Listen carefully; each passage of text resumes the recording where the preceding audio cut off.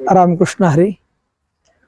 मी हरिभक्तीपरायण ज्ञानेश्वर महाराज रासकर, रामलिंग देवस्थान, शिरूर, तालुका शिरूर, जिल्हा पुणे. हे गाव प्रभू रामचंद्रांच्या पदस्पर्शानं पुनीत आणि पावन झालेलं गाव आहे. सीतामातेंचा शोध घेत घेत प्रभू रामचंद्र या ठिकाणी आले आणि नित्याप्रमाणे सायंपूजेला पार्थिव लिंग तयार करून त्याची पूजा आणि पूजा संपल्यानंतर ते पार्थिव लिंग विसर्जित करावं असा ज्यांचा नियम. परंतु त्या दिवशी पूजेला थोडासा उशीर झाल्यामुळं ते पार्थिव लिंग असंच या ठिकाणी स्थापित राहिलं आणि त्यांनी स्वहस्ते बनवलेलं लिंग म्हणून या लिंगाला रामलिंग असं नाव या ठिकाणी पडलं. त्या प्रभू रामचंद्रांच्या पदस्पर्शानं आणि रामलिंगाच्या वास्तव्यानं पावन झाले या भूमीमध्ये संत शिरोमणी नळोबाराया, जगद्गुरु तुकोबाराया यांचे पट्ट शिष्य म्हणून, गुरुनिष्ठ गुरुभक्त म्हणून जे ओळखले जातात, त्यांचा जन्म याच ठिकाणी झाला. नळोबाराय स्वतःच्या पूर्वपीठिकेमध्ये असं म्हणतात की बाबाजी मकाशिरापासून 9व्या पिढीमध्ये माझा जन्म झाला. रामलिंगाच्या आशीर्वादानं माझा जन्म झाला. माझ्या परंपरेमध्ये पाठीमागच्या 8 पिढ्यामध्ये गावची वृत्ती म्हणजे कुलकर्णी पद आणि प्रभू रामलिंगाचे पुजारी अशी दोन्ही जबाबदाऱ्या माझ्यावरती होत्या. या अभंगामध्ये पुढे ते असं म्हणतात की कुळी कुलदैवत रामलिंग, शिरूर कोहकडी सारखीच वृत्ती असंही वर्णन ते करतात. किंवा घोडनदी वस्ती आरपार हे त्यांचं जन्मगाव. नळोबारा इथं 35 वर्षे राहिले असं माझ्या अभ्यासाप्रमाणे आणि मिळालेल्या माहितीप्रमाणे.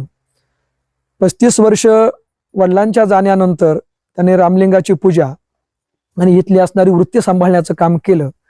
पण गावामध्ये पुढच्या कालखंडामध्ये काही विरोध त्यांना झाले आणि स्वतःच्या देवपूजेमध्ये व्यत्यय आला म्हणून ते गाव सोडून निघून गेले.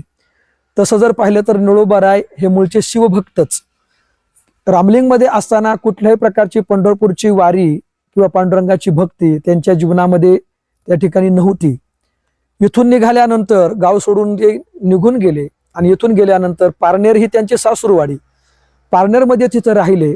त्यांना मुलंही पारनेरमध्येच झाली असं त्यांच्या चरित्रामध्ये उल्लेख आढळतो. आणि नंतरच्या कालखंडामध्ये त्या काळामध्ये तुकोबारायांनी दाखवलेल्या मार्गावरती जो महाराष्ट्रवासियांचा ओघ प्रचंड वाढला, त्यानुसार पंढरपूरची वारी त्यांची सुरू झाली. आणि पंढरपूरला गेल्यानंतर तुकोबारायांच्या अभंगावरची कीर्तनं त्यांनी ऐकली आणि एवढे अर्थभरीत रसाळ अभंग रचणारा हा महात्मा कोण, त्यांचं जीवनचरित्र आपण ऐकून घ्यावं अशी भावना त्यांच्या अंतःकरणामध्ये निर्माण झाली. आणि ते थेट देहूला आले. तुकोबारायांचे धाकटे चिरंजीव नारायण महाराज यांच्याशी त्यांची भेट, चर्चा झाली आणि चरित्र ऐकण्याचा मानस त्यांनी नारायण महाराजांच्या समोर व्यक्त केला.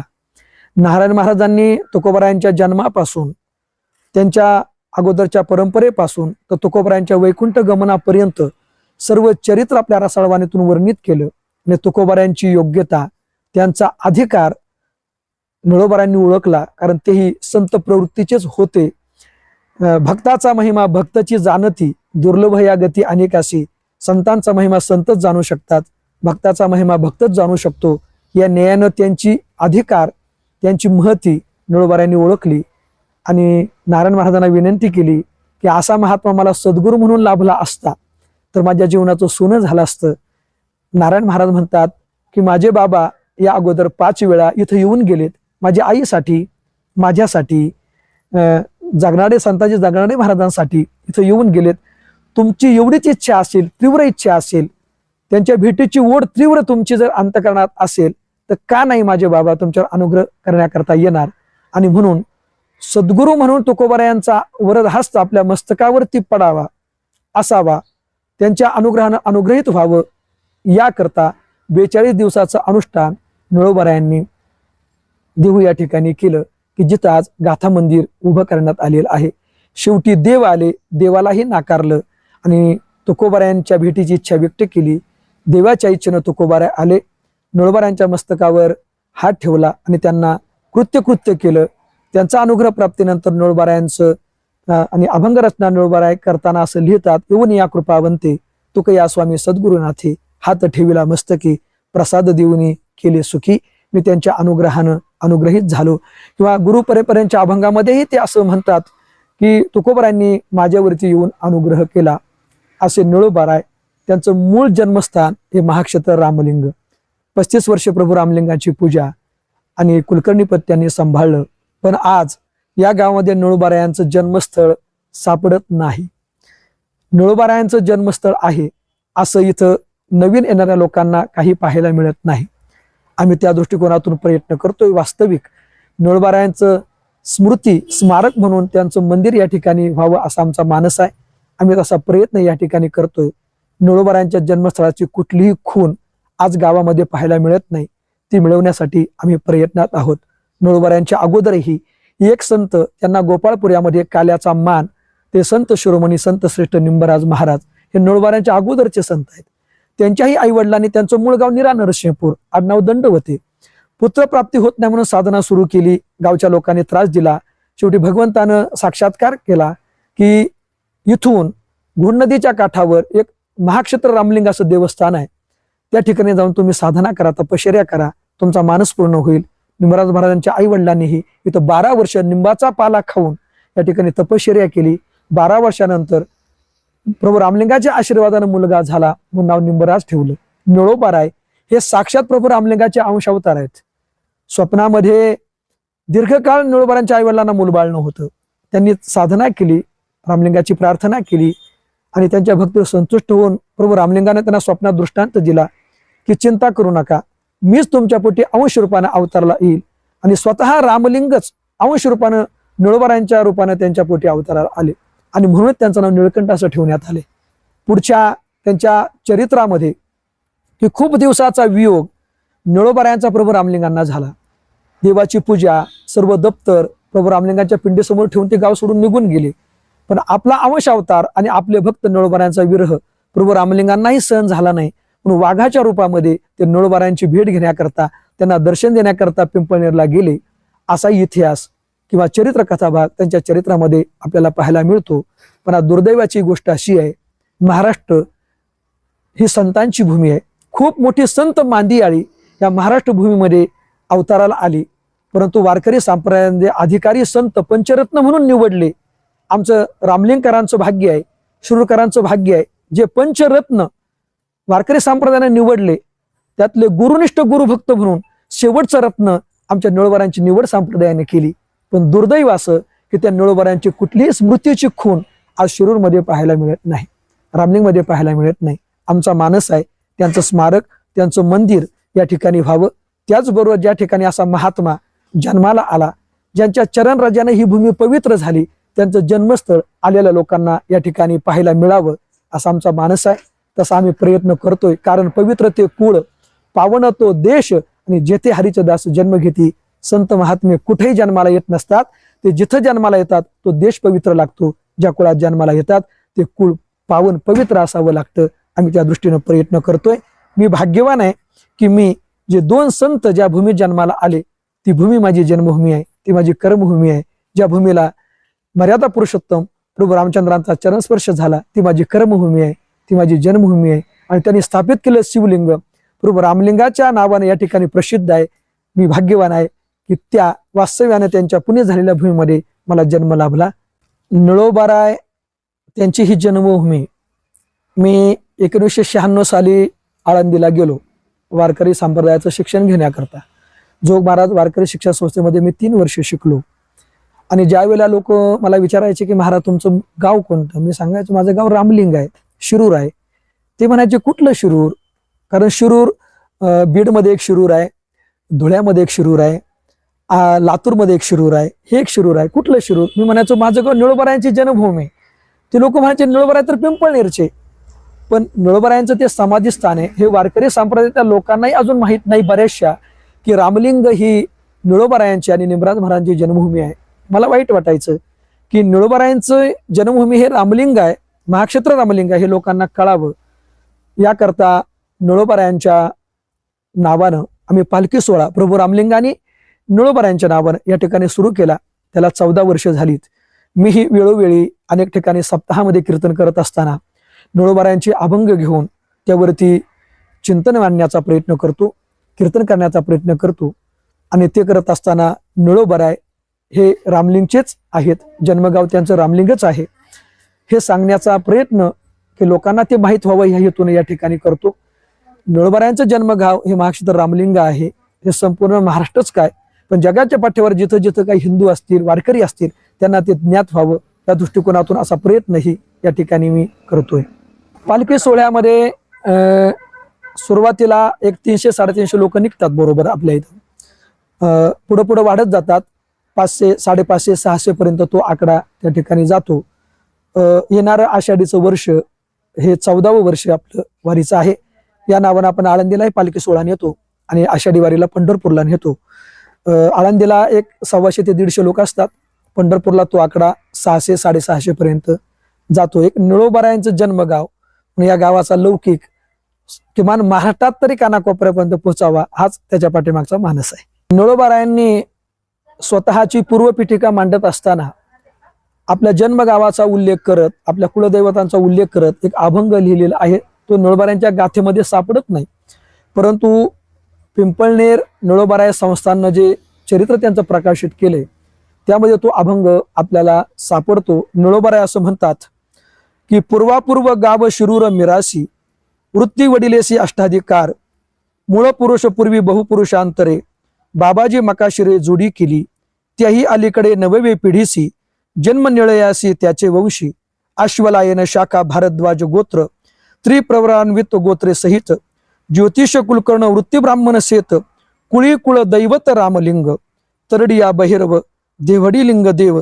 जेजुरीचा देव महिपती, कन्हेरसर यमाई, पद्मावती आई, करंदी गाव भुई मळीयात, शिरूर कोहोकडी सारखीच वृत्ती, घोड नदी वस्ती आरपार, याहीवरी निळा आला पिंपळनेरा, जोडीला सोयरा विठ्ठल देव. या अभंगामध्ये कुळी कुळदैवत रामलिंग असा उल्लेख त्या पंचक्रोशीतल्या या मुख्य ग्रामदेवतेचा त्यांनी केलाय.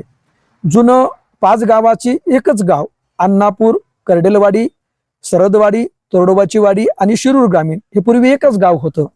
आणि या गावाची एक परंपरा आहे. इथलं जे भैरवनाथ आहे, इथलं बगाड चैत्र पौर्णिमेला तोरडोबाच्या वाडीला जातं. तिथलाही उल्लेख निळोबरायांनी त्यांच्या अभंगामध्ये केलेला आहे. इथं डोंगरावरती रामलिंग मंदिरापासून 1 किलोमीटरवरती देवडेश्वर असं स्थान आहे. हरिहरात्मक लिंग त्या ठिकाणी आहेत. एक शिव पार्वतीचं लिंग आहे, एक विष्णू आणि माता लक्ष्मीचं एक लिंग आहे. जसं शिंगणापूरला हरिहराचं ऐक्य प्रतिपादन करणारं लिंग आहे, हरिहराचं ऐक्य सांगणारं, तसंच लिंग इथं अस्तित्वात आहे. त्याचं नाव देवडेश्वर आहे. त्या दोन्ही देवस्थानचा उल्लेख निळोबरायांनी त्यांच्या या पूर्वपीठिकेच्या अभंगामध्ये केलेला आहे. हे त्यांचं जन्मगाव आहे, त्यामुळे इथली संपूर्ण माहिती त्यांना या परिसराची, इथले कुलकर्णी ते होते. देवडी लिंग देव, तरडिया भैरव देवडी लिंग देव असं वर्णन त्यांनी केलंय. नदीच्या पलीकडे आज पारनेर तालुक्यात नगर जिल्ह्यामध्ये असणारं कोहोकडी हे गाव, तिथली वृत्ती त्यांच्याकडेच होती. शिरूर कोहोकडी सारखीच वृत्ती आणि 2 गावं घोडनदीच्या 2 काठावर होती. जुनं जे गाव कोहोकडी होतं ते पलीकडं आणि शिरूर अलीकडं. नंतर ते गाव उठलं, थोडंसं पलीकडे गेलं पुराच्या पाण्यामुळं. शिरूर कोहोकडी सारखीच वृत्ती असं वर्णनही त्यांनी त्यांच्या पूर्वपीठिकेच्या अभंगामध्ये या ठिकाणी केलेलं आहे. निळोबरायांचं जन्मगाव हे नक्की यावरून त्यांच्या अभंगावरून आपल्याला या ठिकाणी सिद्ध करता येऊ शकते. त्यांचं वाडा इथं होता, पण ज्यावेळेला ते इथून निघून गेले गावातल्या लोकांच्या त्रासाला कंटाळून, त्यावेळेला त्यांनी पूर्ण तुळशीपत्र त्यांना मिळालेली वतनं होती.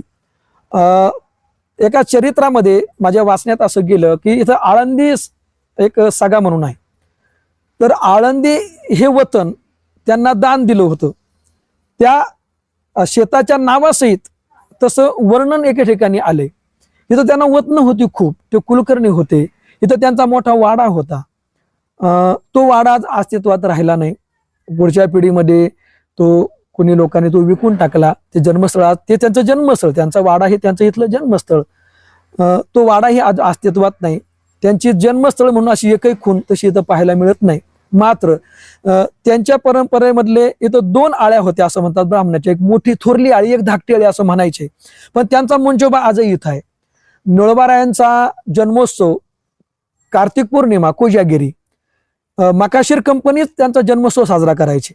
त्यावेळेला मात्र माझ्या माहितीप्रमाणे मकाशीर कंपनी नळोबारायांचे वंशज पिंपळनेरचे आणि दंडवते मंडळी निमराज महाराजांचे वंशज ते एकत्रित येऊन तो निमराज महाराजांचा जन्मोत्सव कोजागिरी त्याला आश्विनी असं नाव ते द्यायचे आणि नंतर 3 दिवस तो कार्यक्रम चालायचा. तिसऱ्या दिवशी किंवा चौथ्या दिवशी काल्याचं कीर्तन आणि बरेच दिवस नळोबारायांचे वंशज लक्षण व मकाशीर यांनी ते काल्याचे कीर्तन केलं मला पाहायला आणि मिळालेलं आहे. मी स्वतः ती कीर्तन ऐकलेली आहेत. पण त्याही परंपरा अलीकडच्या काळामध्ये थोड्याशा मोडीत निघत चालल्या. पाहिजे एवढा प्रतिसाद त्याला मिळत नाही.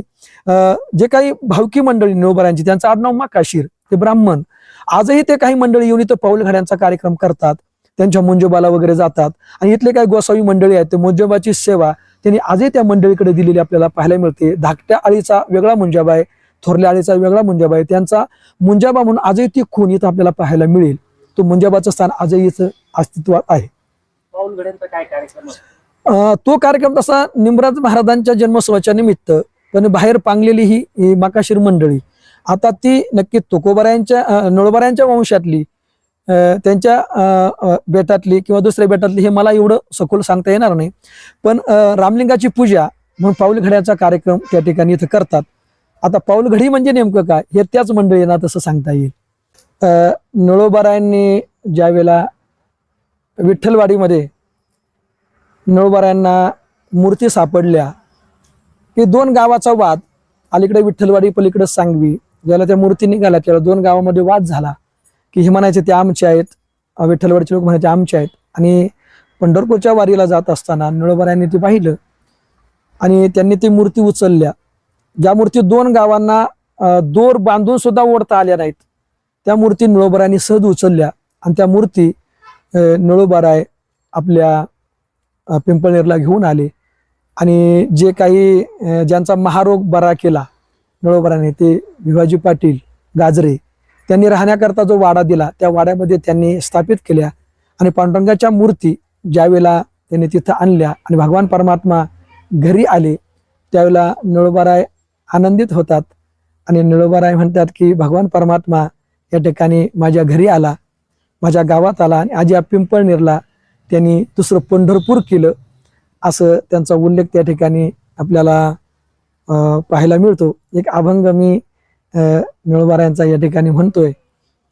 त्यावेळेला भगवान परमात्म्याची स्थापना त्यांच्या वाड्यामध्ये छोटंसं मंदिर बांधून नळोबारायांनी केली तर त्यांना अतिशय आनंद झाला आणि त्यावेळेला ते असं म्हणतात की भगवान परमात्मा माझ्या घरी आले आणि हे असणारं पिंपळनेर त्यांनी पावन केलं. काय सर देवघरा आला, देवघरा आला भक्ती सन्माने पूजिला, भक्ती सन्माने पूजिला देवघरा आला, देवघरा आला पाहुणेर पंगती, पाहुणेर पंगती संत द्विज वृंदे शोभती देवघरा आला, आला देवघरा आला. पुढे आरंभोनी कथा, पुढे आरंभोनी कथा गंधमाळा फुले अक्षता, गंधमाळा फुले अक्षता देवघरा आला, आला देवघरा आला. निळा म्हणे ब्रह्मानंदे, निळा म्हणे ब्रह्मानंदे नाचती उभयता आनंदे, नाचती उभयता आनंदे, आनंदे आनंदे देवघरा आला, हो देवघरा आला. भक्ती सन्माने पूजिला, भक्ती सन्माने पूजिला देवघरा आला, देवघरा आला.